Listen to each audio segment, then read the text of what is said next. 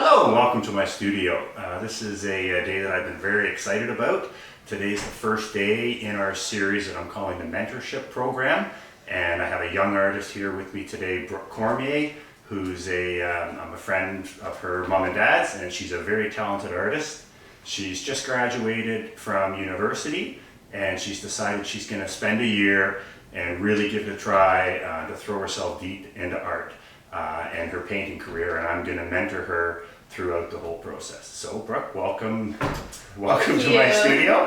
And this is our first kind of film session, but we've had another couple sessions before where we've met and we've talked a little bit about it.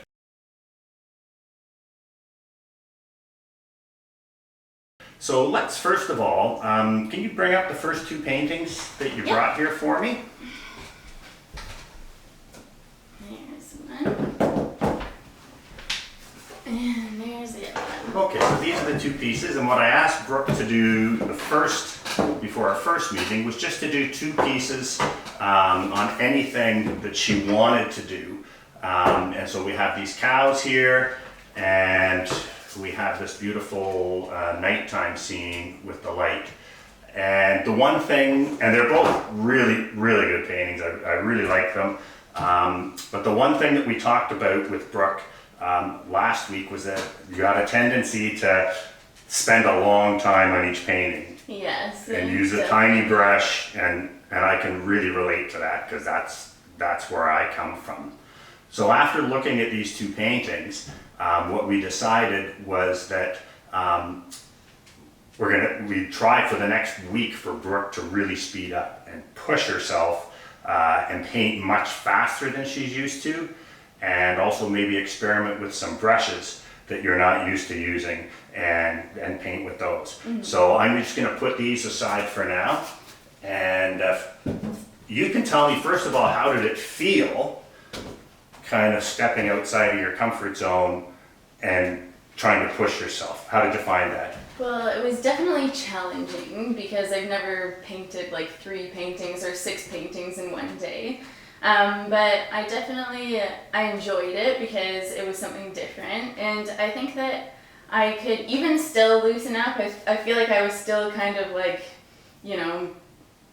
dabbling in my comfort zone a little bit too. But so next time I have another assignment, I think I'm gonna definitely try to go more outside the box and use thicker brushes and everything and spend less time even so. And did you find that any of the places where you really pushed yourself to work faster, that at the end of the day when you looked at it, did you have any kind of aha moments where you went, wow, I actually like that better than if I spent twice as much time? Yeah, actually. There's one painting that I did that I think I spent the least amount of time on for the 3 paintings, and it was my favorite one.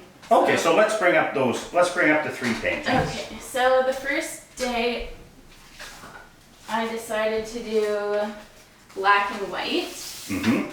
So, actually, I saw these while I was up north, and I was showing my friends, and they were all wowed.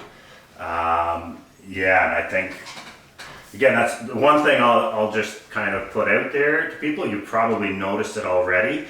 That Brooke already has an incredibly developed skill set. So her ability to draw and her ability to paint what she sees in front of her is already really, really well developed. And that I can't stress enough. For those of you who are thinking about making a living in art, you've got to develop the skills first. Everything comes after that. So these are the 3 pieces here. So this is from the baths in Europe. Yeah, is that Budapest, right? Yeah. And this piece here, is that a dock? No, actually, it's just a wooden structure that I found in the forest. Oh, okay. I think it's for paintballing or something. Yeah. And this piece here, this was a scene when you were away in Algonquin that you saw? And which one was your favorite? This one, actually. This one? Oh, this one was fast. Yeah, that one took the least amount of time. This one definitely took the longest, and I got way too carried away with it. But you did all 3 of these in one day. Yeah. So that's pretty amazing. Yeah, it was a long day, but it was still one day. Okay, well, I'm going to tell you my favorite, probably no surprise to you. It's this one here. especially since I just came back from a week up, Yeah. up at Lake Superior. Yeah. That's kind of just spent the last 10 days kind of surrounded by scenery like this. But these are all fabulous little pieces. They're also a really great thing. Now, have you ever done value studies before you do a painting? No. Okay, so that's something that's always something to consider, and this is a really good example of how important values are in terms of the lights or darks, and that's what our eyes see first. And the most important thing in a composition is the values. We see value before color. So often this is a really effective way. If you were going to do, say you were thinking of painting this piece here 3 feet by 4 feet, if you do the value study first, then you can really play with color. You can go almost wherever you want with color. If the value study really works, then the painting is likely going to succeed. And so these are really good examples of value studies, especially when you can do, like, I don't know, how long did this one take you? Probably like 5 hours. 5 hours? Yeah, I was going to say, that's it for most people, and those of you out there watching, and again, that's kind of most people I know would spend a week on something like that. But that's a really good painting. And same with this. So how long did this one take? That one was probably like 2 hours. 2 hours? Yeah. So that's another, so if you were going to be doing a big painting where you were going to spend a week on it, and you were kind of like changing things from the way it actually was in the photo, because that's eventually where we want to get to, this is a really good place to play around in that, and so that you're 100% committed to the values. And then when you get into the actual painting, you can play with color. But no, this is great. I saw these on Instagram when I was up north, and I was very excited because it's like you're like a dream student bringing that kind of hustle to it. Yes. So those were the 3, and then the next. What was the next exercise? Was it 2 in a day? It was 3 in a day. 3 in a again. day. And Okay. actually. Yeah, so I spent a long time. I picked one with a lot of detail and then realized obviously I couldn't do my high realism approach to this because, that would take me way too long. So I kind of decided to go with some different techniques, like up in here, just dabbing and stuff like that. And then this one was at the very end of everything, and it only took me like 45 minutes. I was just really tired and kind of decided to try and do And this one actually reproduces really well. I saw the photo of it. I didn't know how large it was. Yeah. But the fact that the brushwork is very suggestive, and it's a good idea too. This is another really good opportunity to talk about. You get better as a function of how many paintings you do. Yeah. So even a little one like this that took you how long? Probably an hour? Or like 45 minutes. You'll learn stuff in that painting that you can take to the next. You'll learn about composition, you'll learn about color, you'll learn about all kinds of stuff. Whereas if someone spends a week on a painting, they only have that one painting to learn from over the course of the whole week. So I think it's really important at the start, again, to do lots of paintings. Now we're going to talk about composition. Most of the pieces that you've done, the composition is really strong, and we talked about that. We'll get into that in depth at a later session. And most of the pieces that you've done, the composition is really strong. Let's just put this. This is a really good example of kind of center of interest. Obviously, is a mnemonic shape. It's the face. It's a really strong, hard edge from the lightest light to the darkest dark. And you've done a really good job of blurring the background. You got to be careful with stuff like this, though, because this was shot probably with a lens with a really narrow depth of field where the background's blurred. Yeah. And so there's nothing wrong with it, as long as people are going to know that was done from a photo, because that's an effect that cameras have when you have a really narrow depth of field, and you've actually done it really good. But that's always just something to be aware of. Do you want it to look like it was done from a photo or not? Yeah. And I actually have a lot of my portraits I did early on had the same sort of thing, those rounded kind of soft circles, because it's a really dramatic effect. And again, strong composition. The fact that he's off to the right, but looking into the left, it kind of keeps us coming in this way. And this is a good example actually of the center of interest is right here, and it's dead center of the painting. But it's not a problem. because again, the whole reason we don't want to have, but often want to avoid putting the center of interest in the center of the painting is it can cause a static composition where we're just drawn in and there's nowhere to go, or it can divide the page in half. And that doesn't happen here. This is a really strong piece and a really strong composition. But then we're going to come to this piece. My least favorite, I think. Well, yeah, and that's good because this is the only one that you've done with glaring compositional problems, and so that just shows you how strong the composition is, and so it's probably the least interesting subject you've done. Yeah. Probably the least well handled in terms of the brushwork and the composition. And so when you put all those things together, this is the only piece that I would say really didn't succeed. Yeah. And we're going to talk compositionally. I'll just bring it back and explain to you first. Again, the one thing we want to avoid is kind of divisions in half because they can tend to divide the page, so it looks like we have two paintings. So if we do this, there's a painting there, and if we do this, there's a painting there, but these two halves of the painting have almost nothing in common. Yeah. And so, and also you've got this strong edge of the wall next to this dark that's dividing the page almost in half, and that's kind of finished up with this, the edge of the stone wall almost at a tangent. So we have this really strong division right in the middle of the painting, and it tends to divide it in half. And then we also have this really strong horizontal that's close to the half. If we do this here, we have a bullseye that's almost center of the page. Yeah. And again, you can get away with that because we've got the center of interest here, but then what you have to have is you have to have things moving the eye around, and this one doesn't. But that's actually pretty good so far. All of the compositions have been, and I don't know, it seems to me, I'm just looking at them would say you were probably pretty excited about every other piece. Yeah. And this one looks like something you had to force yourself through. Yeah. And so that really, again, you've got to be excited about what you're painting and feel a passion for it, or it won't come out in the painting. And I see that here. And then you put a few big compositional errors in there. Then yeah, it's kind of a recipe for not so good. Not disaster. It's only how long does this take you? Probably like 3 hours. 3 hours. So yeah, I mean that's it. It's kind of like I look at it like this. It's time spent on the driving range. Like right now, like when you're starting out, you're not playing on the PGA Tour. You're at the driving range, and that's the time to hit the slices, hit the hooks, all that kind of stuff.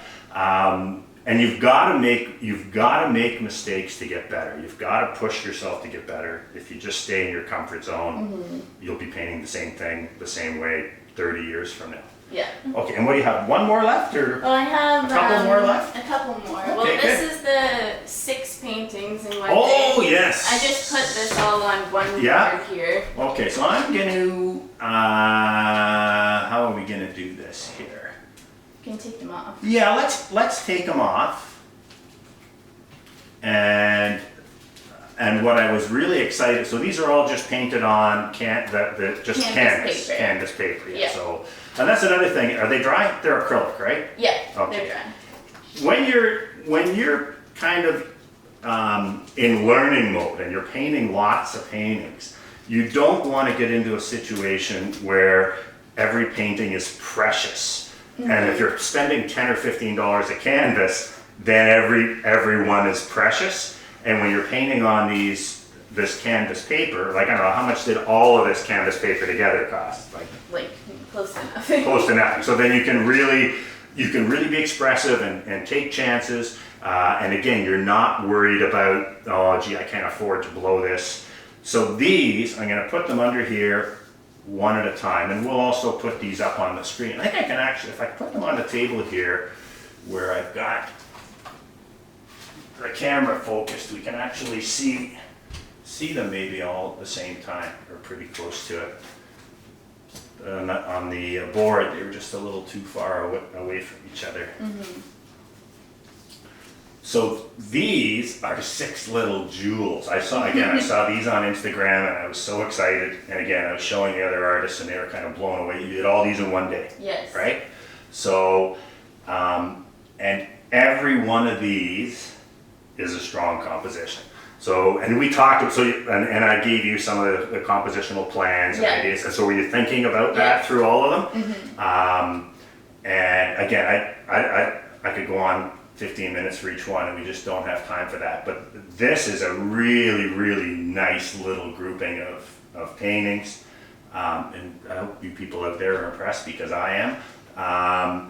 And a really good example of how working in a series can be really beneficial because you learn something in each one that you take to the next. When you're jumping kind of all over the place, you kind of learn something, and if you painted one painting of the mushrooms, you learn something, but then if you go on to do a still life, you're not taking what you've learned and kind of brought it to the next painting. And when you work in a series like this, not only can you kind of keep learning, but it also, when you're showing your work, and if you're looking to sell your work, there's a real consistency here we'll talk about what we're going to do next, but it's like, you could have a show about mushrooms. Yeah. And like, what did you think about these? You like these? Yeah, I took all those pictures this summer, actually. I was very captivated by mushrooms this summer. Every time I saw one, I would be right on the ground with it. And you can see that in the paintings. I can see that interest and passion, right? That was kind of lacking in that little cottage scene. Yeah. But this is also a really good example of, it doesn't have to be, the Grand Canyon or Niagara Falls or like the gigantic kind of vista or landscape. Anything is worthy of a painting if you've got kind of interesting lighting, interesting colors, and an interesting composition.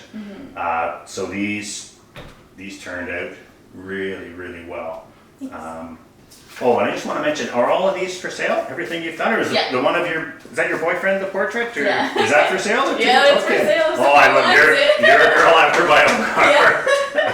That's it. They don't do me any good sitting on my mantelpiece. Their job is to get out there in the world. Exactly. So all of these are for sale. I've got one more. And we've got one more, but I'm going to put Brooke's information up on the video too. So you have an Instagram account. Yep. You have a Facebook like business page. Yep. And you don't have a YouTube channel yet. Not yet. But you're going to be, and we're going to be putting all of these sessions up on YouTube, on my YouTube channel, and then if you get your own YouTube channel, we'll put them up there too, and we're going to meet probably once a week or once every 2 weeks for the next year. Okay, so this is the last piece you did, and this one, was it take as long as you want on a piece, or?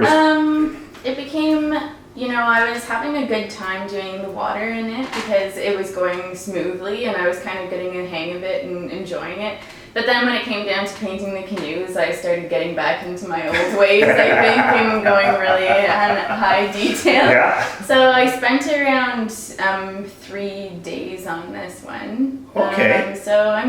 I like the way it turned out. Yeah, so do I. But it's not, I think that I could have executed it a little more. Okay, well, let's talk about it. I'm going to put it over here so that hopefully we can see it a little closer under the video camera, just so people can see that we've got, so what I like about this, and this is a good example, everything in the painting doesn't have to be painted at the same speed. And that's actually a really effective compositional device to draw attention to something, is when everything that's if you think about a painting, it's like an orchestra supporting Frank Sinatra when he's singing.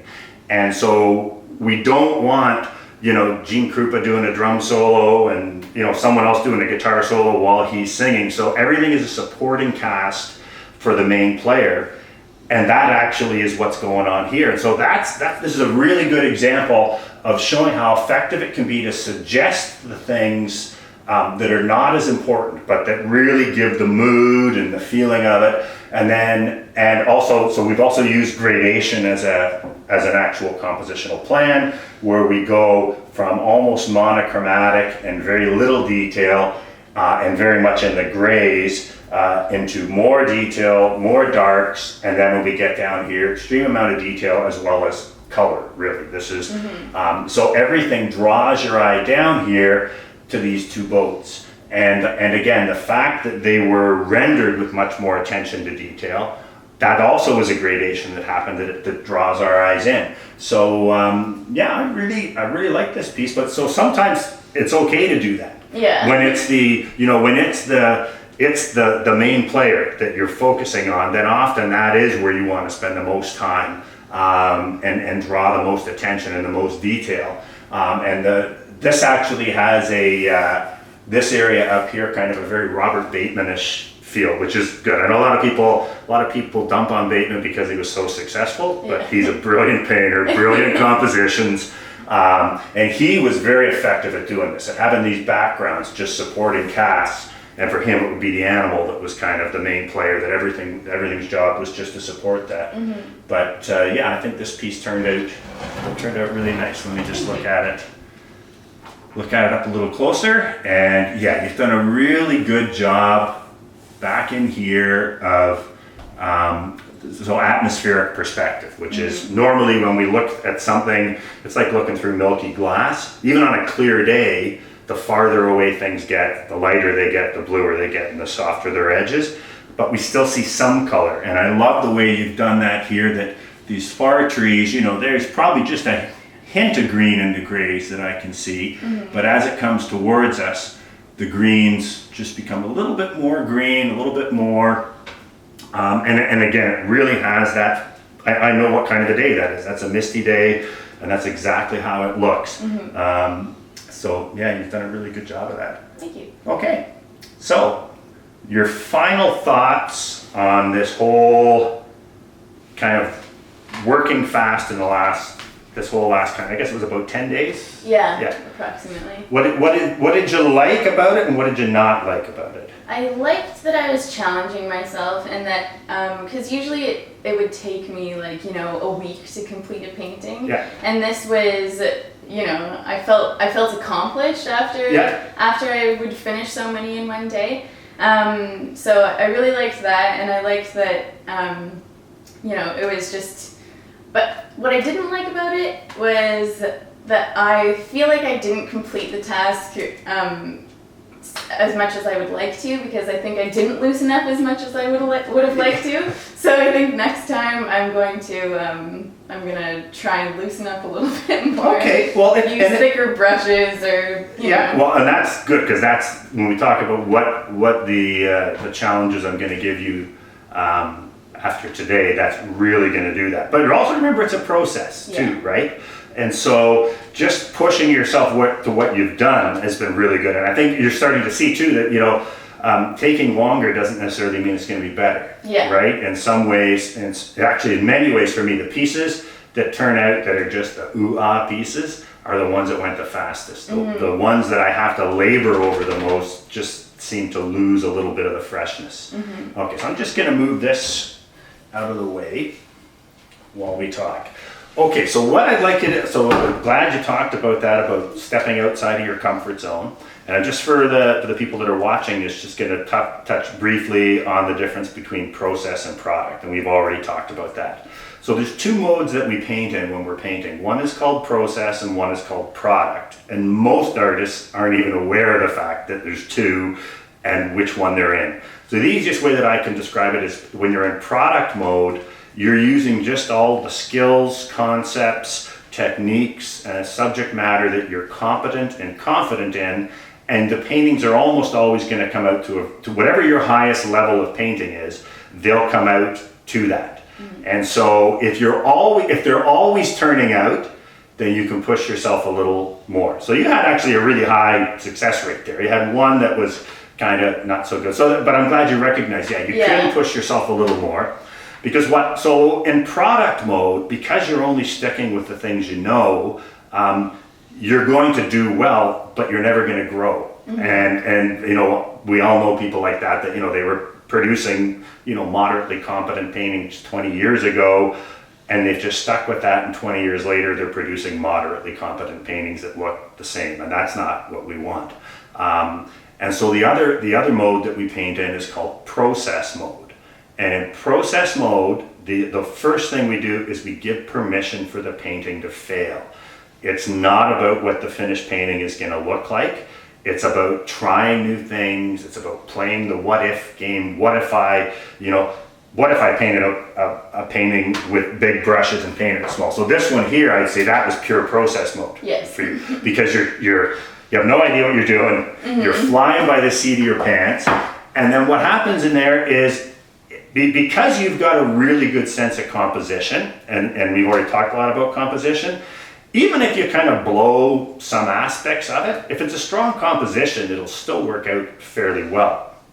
But what happens in process mode is you may have a high degree of failures, you may have half of them fail or whatever, but every once in a while you have a breakthrough. You have something that you do that you go, oh my God, this is better than anything I've ever done before, or oh, I love working with these big brushes and loose or whatever, and so, or you just realize I really don't like doing this, and so that's because painting is 50% of knowing how to do things and knowing what you want to do, and it's also knowing what you don't like and knowing what not to do. I always used to tell my students I would rather have a spectacular failure than a mediocre success. And they'd ask, what does that mean? I said, well, that's when I've got a painting, I'm in process mode, and it's headed towards a breakthrough, and I ruin it. That's a spectacular failure, but I learned a lot, and I learned what not to do next time when I get there. Whereas when you just have a painting that goes along like they do, and turns out, it's like, okay, that's nice, but you didn't really learn a lot. So what I'm gonna do for you for the next week, you're going to be in process mode, and we're going to really try and shake things up. And I'm just going to tell you a quote that Zoltan Szabo, who was one of the gods of watercolor, said to me 15 years ago, and it changed my life. And I think you are right at that same place. So what he said to me was this. He said, you have the technical ability to paint anything in the world in a high realism fashion. When you can paint people, you can paint still lifes, you can paint mushrooms, I've seen your dogs, you can paint, and your skill set is amazing. And if that's what you decide to do, that's okay as long as it's a choice. But it should be a choice.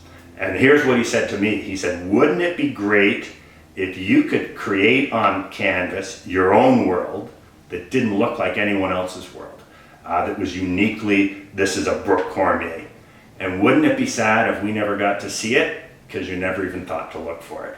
And that's where you are right now, I think. And so what we're going to do for this next session is we're going to have you spend time looking for it. And so what I want to do for the next one is have you, whatever subject matter you want, but different stylistic approaches. And I find the best way to do that is to say, so I'm going to give you the names of some artists, and these are all artists that I love their work, I think they're amazing, but they all are very distinctive. As soon as I see their work, I know it, and one is almost pure abstract, and some are just slightly kind of painterly and stylistic, and some of them are historical, some of them are contemporary. So the artists that what I'm gonna want you to do is look at each artist's work, and go on, that's the beauty of the internet now, you can just search their work, look at a lot of their work and try and figure out in your mind, what was their filter when they looked at the world. So one of the first ones I'm going to give you is Van Gogh. And when you look at Van Gogh's work, you can see that he broke everything up into swatches of color and put thick pigment down there, but he didn't do a lot of mixing or blending on the canvas. He let your eye mix, and so that's it. So then it would be okay, and really look at his brushwork. His brushwork is really, really distinctive. And then pick a subject. You can pick something. So I want you to work from your own photos only. That's another important thing. Copyright is an issue. If you're going to work from someone else's photos, you better not sell it or you're breaking the law.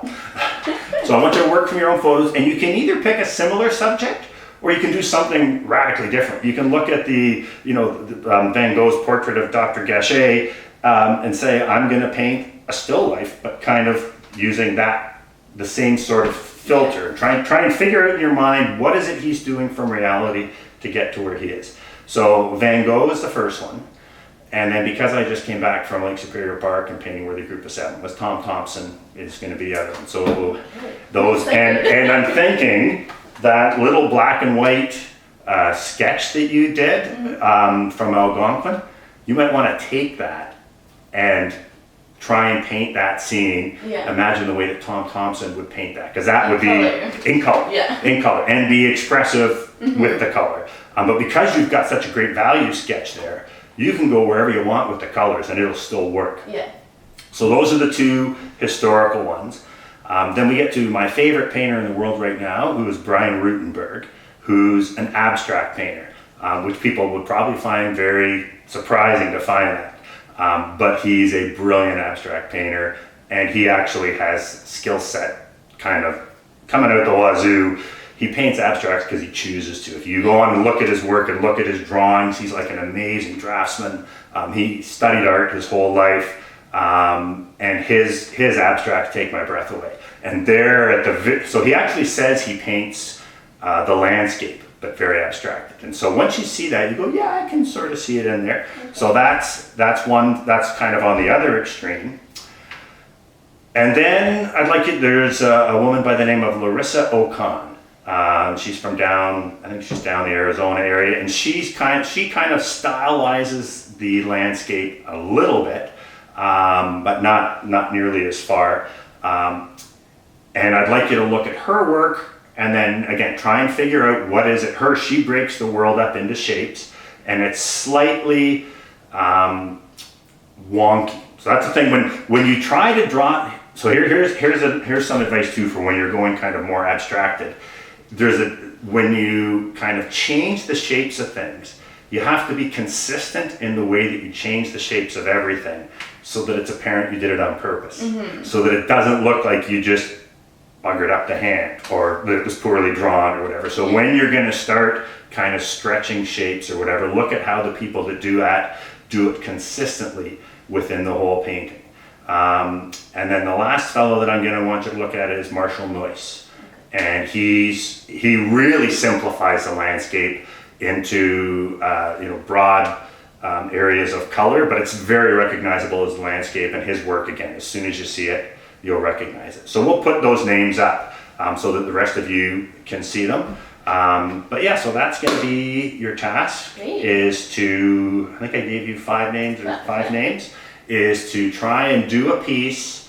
Again, whatever subject you want, but look at these artists, try and figure out kind of like what is it they've done to deconstruct what's in front of them and then reconstruct it, and then try and apply that filter to your things. And because we're in process mode, you gotta, this is the time to kick it. Yep. If you come back and you go, wow, they all went really swimmingly, then you weren't pushing hard enough. And again, they don't all have to fail. I actually found when I was in process mode, most of them turned out okay, but what happened is certain things turned out amazing and other ones were just okay. So that's it. That's the end of our first session. Thanks for joining us. Yeah, we'll see you next time. Okay.